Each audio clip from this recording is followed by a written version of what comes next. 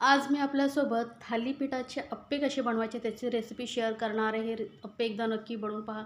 खूप टेस्टी लागतात, पौष्टिक आहेत आणि चवीला खूप भारी लागतात आणि बनवायला वेळही कमी लागतो आणि साहित्यही खूप कमी लागतं. आता हे थालीपीठाची भाजणी कशी करायची याची रेसिपी माझ्या चॅनलवरती आहे, जी मी लिंक डिस्क्रिप्शन बॉक्समध्ये देते.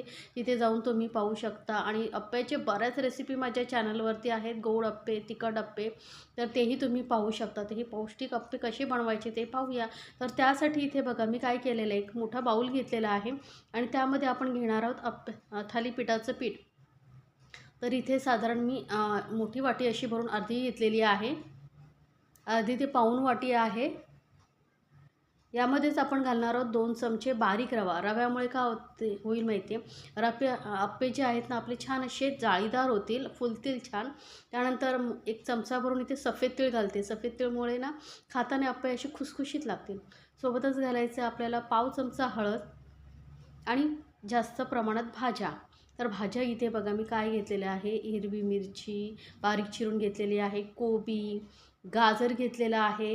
आता हिरवी मिरचीचं प्रमाण तुम्ही तुमच्या आवडीनुसार कमी जास्त करू शकता. तर इथे मी 2 हिरव्या मिरच्या घेतलेल्या, एक मध्यम आकाराचा कांदा घेतलेला आणि खूप सारी घ्यायची आहे कोथिंबीर. आता इथे तुम्हाला पातीचा कांदा किंवा अजून कुठल्या भाज्या घालायच्या त्या घालू शकता. चवीनुसार घालूया मीठ. आणि आता हे सर्व साहित्य ना आपल्याला आधी मिक्स करून घ्यायचं आहे आणि यामध्ये थोडंसं पाणी घालून आपल्याला हे पीठ भिजवून घ्यायचं आहे. जास्त प्रमाणात भाज्या असल्यामुळे काय होतं, आपले हे पौष्टिक अप्पे तयार होतात आणि चवीलाही खूप भारी लागतात. मुलांना टिफिन देण्यासाठी हा एक उत्तम पर्याय आहे. थालीपीठ आपण नेहमीच बनवतो, पण कधी पीठ उरलं असेल, कमी वेळामध्ये तुम्हाला असे अप्पे बनवायचे असतील, तर हे पौष्टिक अप्पे तुम्ही नक्की बनवू शकता. तर आता थोडंसं पाणी घालून हे बघा असं मी घट्टसर पीठ भिजवलं आहे. जास्त पातळ भिजवायचं नाही आपल्याला बरं का. तर हे असं पीठ भिजवून घेतलेलं आहे. आता यामध्ये आपण ना रवा घातलेला आहे, त्यामुळे काय करायचं, याला ना 5 मिनटं आपण असं झाकून ठेवूया.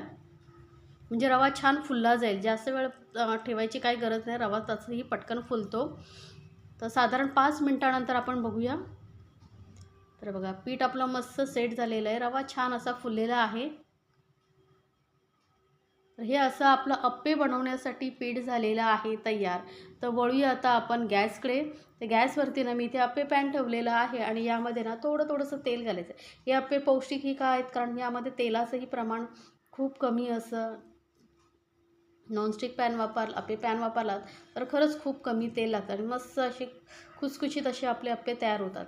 आता गॅस एकदम कमी ठेवायचं आहे बरं का.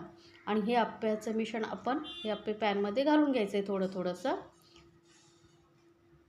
तर गॅसवरती मस्त असे आपण हे अप्पे घालायला सुरुवात केलेली आहे. पूर्ण व्यवस्थित भरून घ्यायचं म्हणजे छान असे अप्पे आपले फुलून येतात.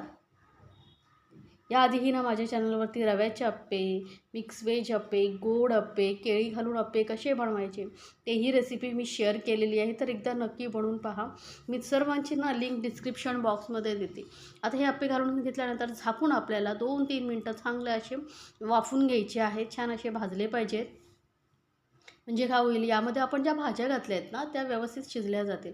आता एखादी अशी टूथपिक घ्यायची, म्हणजे काय होतं पलटायला सोपं पडतं. हे बघा या पद्धतीने, किंवा टोकेरी असा चमचा वगैरे घेतला तरी चालेल, पण टूथपिकने बघा पटकन पलटले जातात. छान असा कलर आलेला आहे, मस्त खरपूस असे आपले हे अप्पे तयार होत आहेत. दोन्ही साईडने छान असे भाजून घ्यायचे बरं का. आता पलटून झाल्यानंतर तेल घालायची काही गरज नाही, कारण आपण जे पहिलं तेल घातलं होतं ना त्यामध्येच हे अप्पे छान असे भाजले जातात.